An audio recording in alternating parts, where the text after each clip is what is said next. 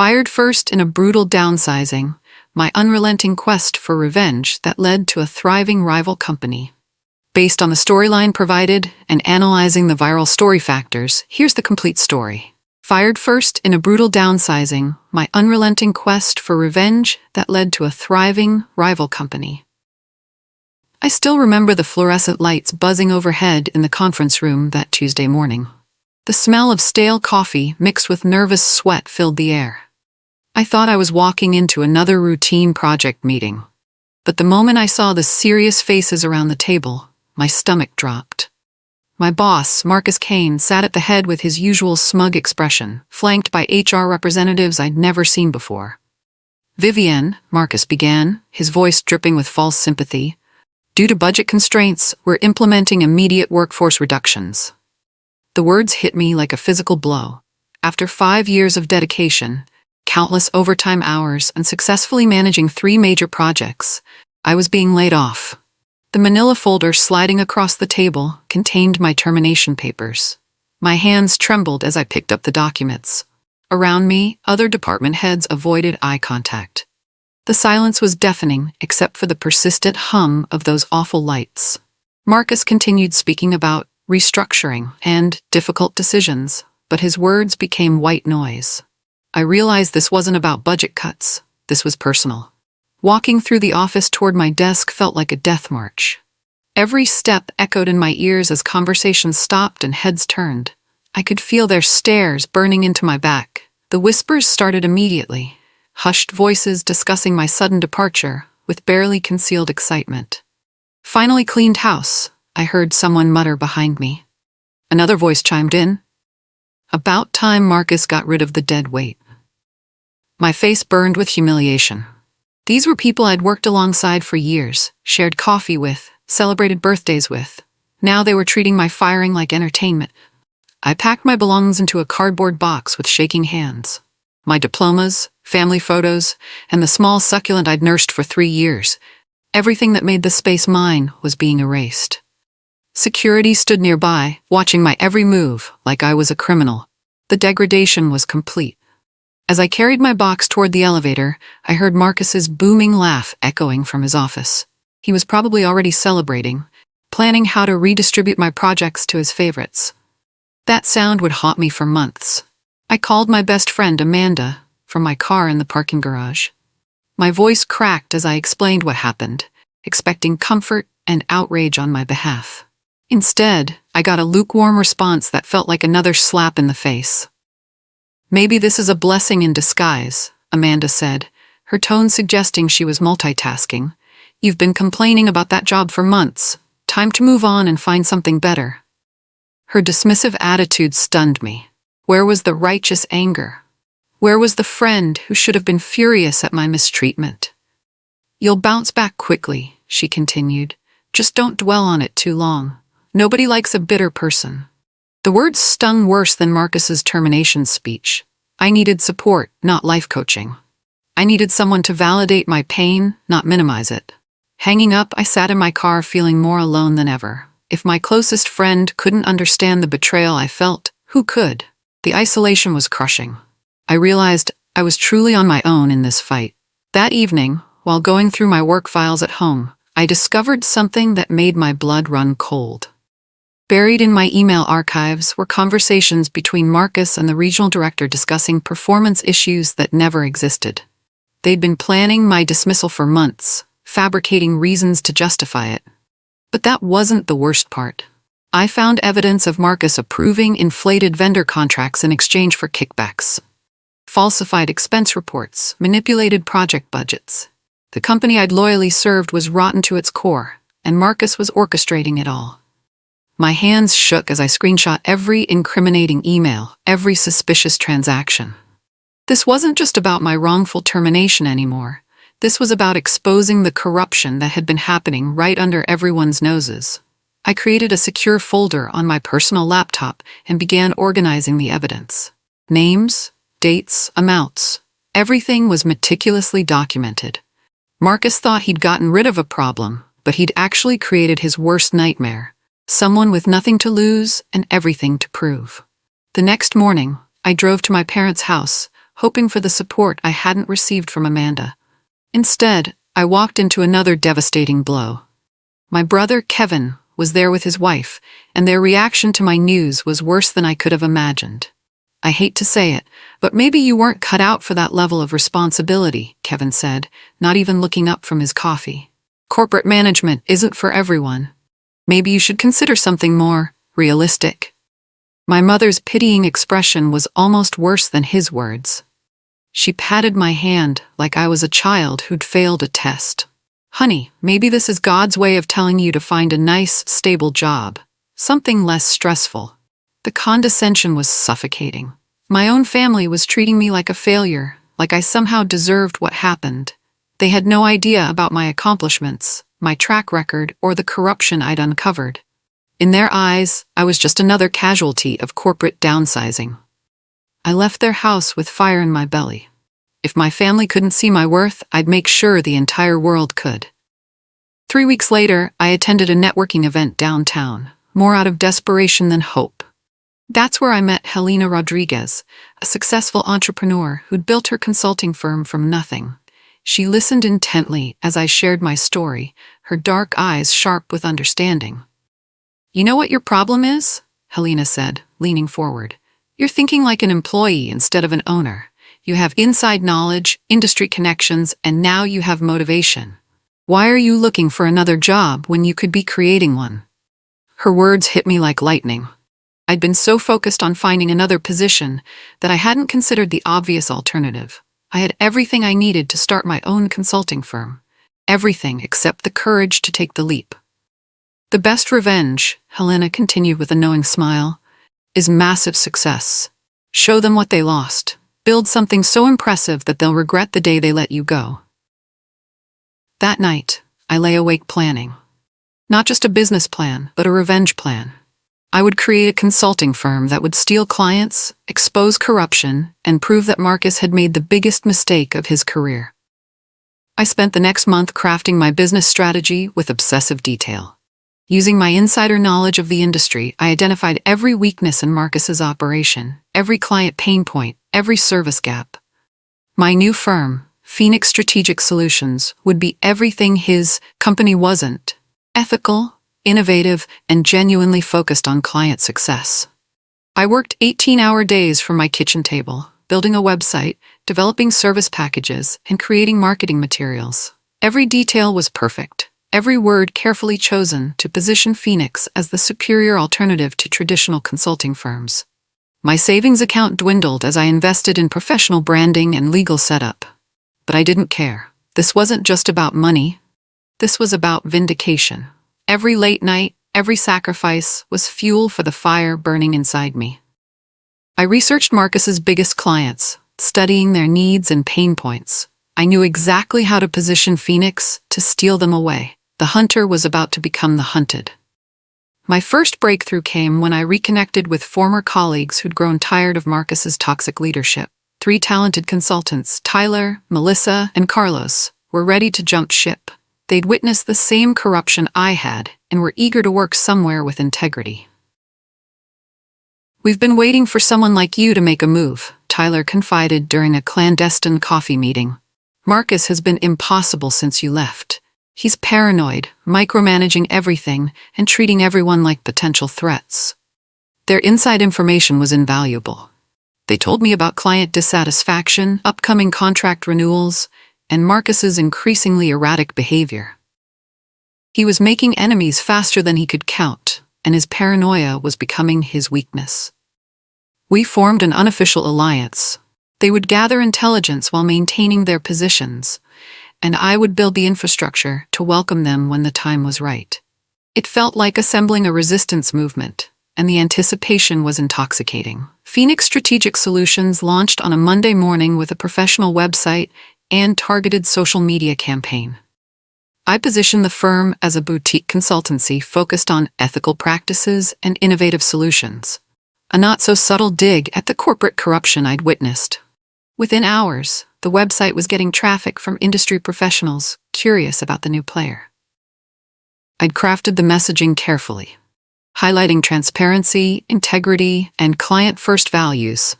everything Marcus's firm lacked. The LinkedIn posts I shared about ethical leadership and authentic business practices generated significant engagement. People were hungry for alternatives to the corrupt, old-school consulting model. Phoenix represented hope for something better. By the end of the first week, I'd received 3 serious inquiries from potential clients. The momentum was building, and I could feel the tide beginning to turn. Marcus had no idea what was coming for him. Marcus's retaliation came swifter than expected. Within 2 weeks of Phoenix's launch, I started hearing rumors about my instability and questionable business practices circulating through industry networks. Anonymous reviews appeared online, questioning my credibility and experience. The smear campaign was obvious and desperate. Marcus was using his network to spread lies about me, hoping to destroy Phoenix before it could gain traction. But his heavy-handed approach backfired. People in our industry knew him well enough to recognize his tactics. I documented every attack, every false claim, every attempt at sabotage. His desperation was actually helping my cause by proving that Phoenix was a legitimate threat. Why else would he work so hard to destroy a failed consultant? The attacks only strengthened my resolve. Marcus was showing his true colors, and I was carefully collecting evidence of his unethical behavior. Every move he made was digging his grave deeper. My first major client came from an unexpected source, a company that had recently fired Marcus's firm for poor performance. The CEO, Patricia Wong, had heard about Phoenix through industry connections and was intrigued by our ethical approach. "We need someone who understands that consulting isn't just about billable hours," Patricia explained during our initial meeting. "We need a partner who genuinely cares about our success, not someone who treats us like an ATM." The contract was worth $150,000, more than I'd made in 6 months at my old job. But beyond the money, it was validation. A respected CEO had chosen Phoenix over established firms because she believed in our vision. The project was a complete success. We streamlined their operations, improved their profit margins, and built genuine relationships with their team. The client satisfaction was off the charts, and word began spreading about Phoenix's exceptional service. Marcus must have been furious when he heard about our success with his former client. The leaked video that changed everything came from an unexpected source. During a company retreat, someone had recorded Marcus making disparaging comments about employees, clients, and competitors. The footage was damning, him laughing about manipulating idiots and bragging about his ability to squeeze money out of desperate companies. I received the video anonymously, probably from one of my allies still inside the company. After careful consideration, I decided to leak it to an industry blogger known for exposing corporate misconduct. The video went viral within hours. Marcus's reputation imploded overnight. The arrogant, dismissive tone in the video confirmed what many people had suspected about his character. Comments poured in from former employees and clients, sharing their own horror stories about working with him. I watched the fallout from my home office, feeling a mixture of satisfaction and amazement. Social media was destroying Marcus faster than I ever could have alone. The video was doing more damage than years of competition could have accomplished. Marcus's desperation reached new heights as his company's reputation crumbled. He hired a private investigator to dig up dirt on me and attempted to hack Phoenix's website. His lawyer sent threatening letters claiming I'd stolen proprietary information, accusations that were completely baseless. But I was ready for his escalation. Every attack was documented, every threat was recorded, every illegal action was reported to the appropriate authorities. My lawyer advised me to file restraining orders and pursue criminal charges for the hacking attempts. The irony was perfect. Marcus's attempts to destroy me were actually destroying him. His unethical behavior was becoming public knowledge, while Phoenix's reputation for integrity grew stronger. He was proving my point better than any marketing campaign could. I remained calm and professional throughout his attacks, which only made him look more unhinged. The contrast between his desperate flailing and my composed confidence was stark and obvious to everyone watching. When word of Phoenix's success reached my family, their tune changed dramatically. Kevin called to congratulate me, suddenly claiming he'd always believed in my abilities. My parents wanted to take me to dinner to celebrate, conveniently forgetting their earlier lack of support. The hypocrisy was stunning. These were the same people who'd suggested I find something more realistic just months earlier. Now that I was successful, they wanted to bask in reflected glory and pretend they'd been supportive all along. I politely declined their invitations and kept them at arm's length. Their fair-weather support felt hollow and opportunistic. True allies stand by you during the dark times, not just when you're winning. Amanda also reached out, wanting to catch up and hear about my amazing success story. I realized she was probably planning to ask for a job or a favor. The people who dismissed my pain were now trying to benefit from my triumph. Building genuine alliances became crucial as Phoenix grew. I reconnected with Helena Rodriguez, who became an informal mentor and advisor. She introduced me to other ethical business leaders who shared our values and could provide guidance. Tyler, Melissa, and Carlos finally made their move, leaving Marcus's firm to join Phoenix. Their departure was a devastating blow to his operations. They'd been carrying much of the actual work while he focused on politics and self-promotion. We also connected with former clients who'd been mistreated by Marcus's firm. They became advocates for Phoenix, sharing their positive experiences and referring new business. Word-of-mouth marketing from satisfied clients was more powerful than any advertising campaign. The network of allies we built was based on mutual respect and shared values. Unlike Marcus's relationships, which were transactional and manipulative, ours were built to last. Trust and integrity were our competitive advantages. Success came with unexpected costs. The 18-hour days were taking a toll on my health and relationships. I'd gained weight, lost touch with friends, and hadn't taken a real break in months. The obsession with beating Marcus was consuming me. My therapist helped me recognize that revenge had become an addiction. While Phoenix was succeeding, I was sacrificing my well-being to feed my need for vindication. The company was thriving, but I was burning out.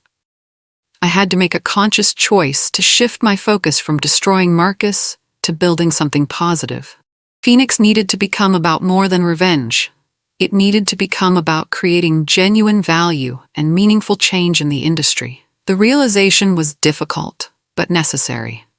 True success meant building something sustainable, not just winning a personal vendetta. I needed to transform my anger into something more constructive and lasting. The final confrontation came when Marcus made one last desperate attempt to destroy Phoenix.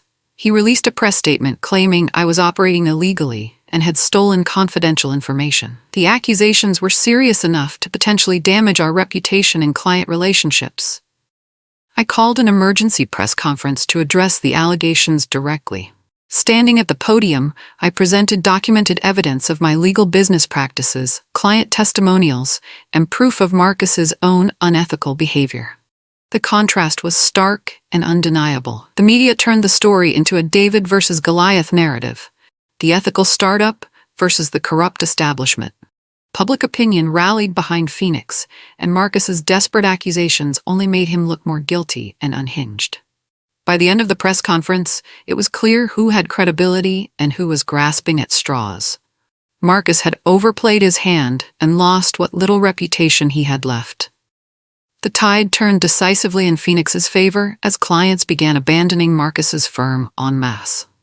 Companies that had worked with him for years were terminating contracts and seeking alternatives. Many of them came directly to Phoenix, drawn by our reputation for integrity and results. The viral support from the business community was overwhelming. Industry leaders were sharing our story and praising our ethical approach. Phoenix became a symbol of positive change in a field known for corruption and self-dealing. Marcus's company went into crisis mode, hemorrhaging clients and employees. The leaked video had permanently damaged his brand, and his desperate attacks on Phoenix had backfired spectacularly. His empire was crumbling, while ours was rising. I watched the reversal of fortune with amazement. A year earlier, I'd been a terminated employee with no prospects. Now, I was leading a company that was reshaping industry standards and attracting national attention. The betrayal came from within when I discovered that one of our new employees, James, was secretly feeding information to Marcus. He'd been hired specifically to infiltrate Phoenix and sabotage our operations from the inside. The discovery was devastating, but not entirely surprising. I confronted James with evidence of his deception, giving him a chance to explain himself. He admitted that Marcus had offered him a substantial bonus to spy on Phoenix and steal client information. The desperation was pathetic but dangerous. We immediately terminated James and implemented stronger security measures to protect our operations. The incident reminded me that success makes you a target, and that vigilance is essential when dealing with unethical competitors. Marcus's willingness to engage in corporate espionage showed how far he'd fallen. The respected businessman had become a criminal, willing to break laws to salvage his failing company. The confrontation I'd been anticipating finally arrived when Marcus showed up at my office unannounced. Security called to warn me that an agitated individual was demanding to see me. I knew immediately who it was and decided to face him directly. Marcus looked terrible, disheveled, exhausted, and desperate. The confident executive who'd fired me had been replaced by a broken man whose world was falling apart. He alternated between threats and pleading, demanding that I call off the attacks on his company. "You've destroyed everything I built," he said, his voice shaking with rage and desperation. "I gave you a chance in this industry, and this is how you repay me?" The delusion was stunning. He genuinely believed he was the victim in this situation. I remained calm and professional, explaining that Phoenix's success was based on merit, not revenge. His company's problems were self-inflicted, consequences of years of unethical behavior that had finally caught up with him. The final negotiation took place in a neutral conference room with lawyers present. Marcus was facing criminal charges for the hacking attempts and potential civil lawsuits from former clients. His company was bankrupt and his personal reputation was destroyed. I presented him with a choice: publicly acknowledge his unethical practices, apologize to the employees and clients he'd mistreated, and commit to reforming his business practices, or face the full legal consequences of his actions. The evidence against him was overwhelming. The leaked video, documented harassment, corporate espionage, and financial irregularities painted a picture of systematic corruption. His lawyers advised him to accept the deal. Marcus's arrogance finally cracked as he realized he had no leverage left. The man who'd once held my career in his hands was now begging for mercy. The power dynamic had completely reversed, and justice was finally being served. The public fallout from Marcus's confession exceeded my wildest expectations. His apology became a viral moment that sparked industry-wide conversations about workplace ethics and corporate accountability. Phoenix was positioned as the catalyst for positive change. Clients flocked to us not just because of our services, but because we represented something larger, a movement toward ethical business practices and authentic leadership. We became the poster child for doing business the right way. Marcus's company filed for bankruptcy within weeks of his confession. The employees who'd mocked my departure were now unemployed, while the team at Phoenix was thriving. The reversal was complete and satisfying. Industry publications wrote feature stories about Phoenix's meteoric rise and the downfall of Marcus's empire. We were invited to speak at conferences and consult with other companies seeking to improve their ethical standards. Phoenix's one-year anniversary celebration was held in our new headquarters, a modern office space that reflected our values of transparency and collaboration. The contrast with my old cubicle was stark and symbolic of how far we'd come. Standing before our team of 30 employees, I reflected on the journey from that humiliating termination meeting to this moment of triumph. Every setback had been a setup for a comeback. Every obstacle had made us stronger. I acknowledged each team member's contributions and shared our vision for the future. Phoenix wasn't just about proving a point anymore. It was about creating lasting positive change in the business world and empowering others to do the same. The applause was genuine and heartfelt. These weren't just employees. They were partners in a mission that extended far beyond profit margins and market share. The thank you letter that arrived on a quiet Tuesday morning brought tears to my eyes. It was from Sarah Chen, a young consultant who joined Phoenix after being mistreated at her previous firm. She wrote about how our company's culture had restored her faith in business and inspired her to pursue her dreams. "You saved my career and my confidence," she wrote. Phoenix showed me that success doesn't require compromising your values. Thank you for proving that ethical business isn't just possible, it's more profitable and fulfilling than the alternative. Reading her words, I realized that Phoenix's true success wasn't measured in revenue or market share. It was measured in the lives we'd changed, the standards we'd raised, and the hope we'd restored in people who'd been beaten down by toxic workplaces. The letter reminded me why I'd started this journey. It wasn't just about revenge against Marcus. It was about creating something better for everyone who came after us. Sitting in my corner office on a sunny morning, I gazed out at the city skyline and marveled at the transformation. The scared, humiliated woman who'd been escorted out of that conference room 18 months ago had been replaced by a confident leader running a thriving company. Phoenix Strategic Solutions was now a multi-million-dollar firm with offices in 3 cities and a reputation for excellence that extended far beyond our industry. We'd proven that ethical business practices weren't just morally right, they were also more profitable and sustainable. My phone buzzed with a news alert about Marcus's latest venture, a failed attempt to restart his career that had collapsed within months. Some people never learn, but I'd stopped paying attention to his struggles. My focus was entirely on the future. The smile that spread across my face was genuine and peaceful. I was no longer defined by what had been done to me, but by what I'd built from the ashes. Phoenix had risen, and so had I.